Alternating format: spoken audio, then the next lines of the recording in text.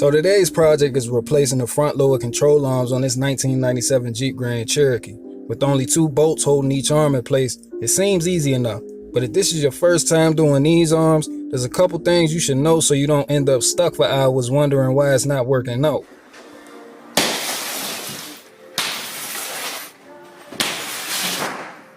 I sure kicked the shit out of this car. First, find level ground, then set the parking brake. Then we're going to jack up the body and set jack stands behind both lower control arms before raising the front end and supporting the axle with jack stands.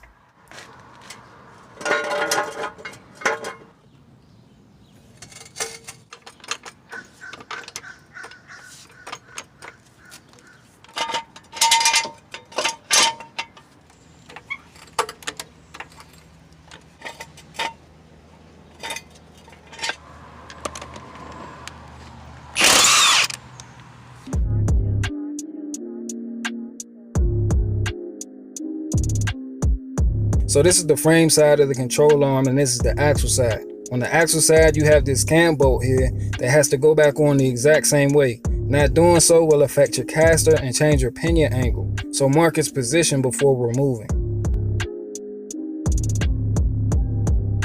Then put the key in the accessory position and turn the steering wheel so the steering knuckle won't crowd your workspace. Both fasteners are 21mm, a wrench to hold the nut from spinning, and a socket for removal.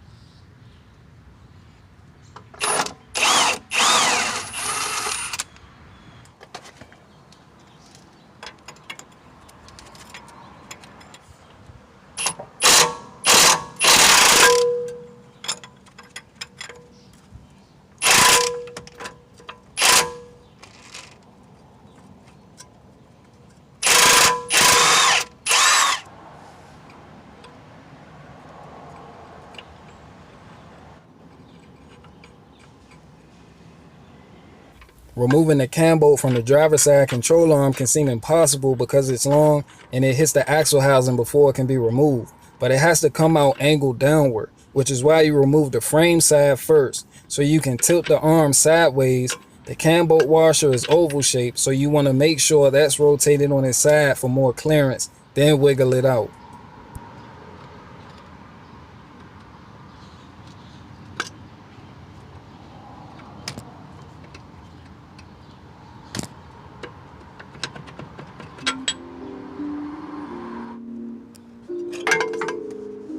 As with anything, you want to check and make sure your parts are identical and the same length.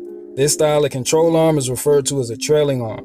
They keep the axle in proper alignment with the vehicle while allowing it to move up and down freely, which eliminates the need for leaf springs. When the bushings in your control arm fail, you might notice clunking when you drive over bumps and when you come to a stop. The body will want to scoot forward or shimmy, and you may even catch a case of death wobble. The cam bolt itself has a washer that's welded under the hex head with an oval hole that serves as an indicator. The top of the threaded area has a flat surface, along with the washer for the opposite end that keeps it from shifting around in the bracket. You want to install the new arm at the axle side first so you can angle the arm to install the cam bolt.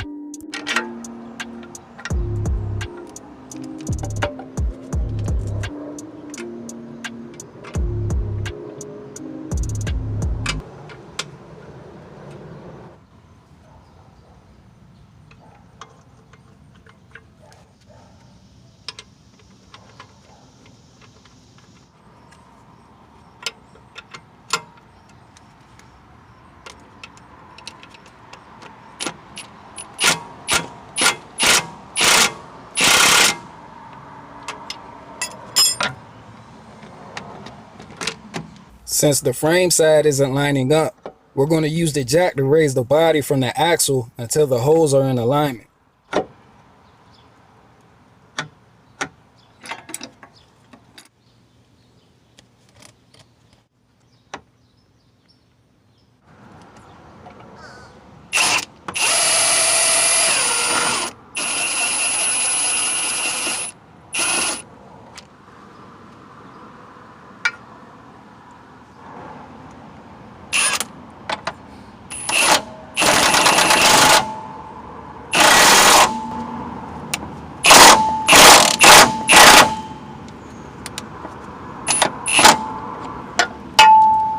Now before we tighten the fasteners to spec, we're going to remove the jack stands holding up the body and let the weight of the vehicle rest on the axle, which simulates ride height and sets preload for the bushing so they don't wear prematurely.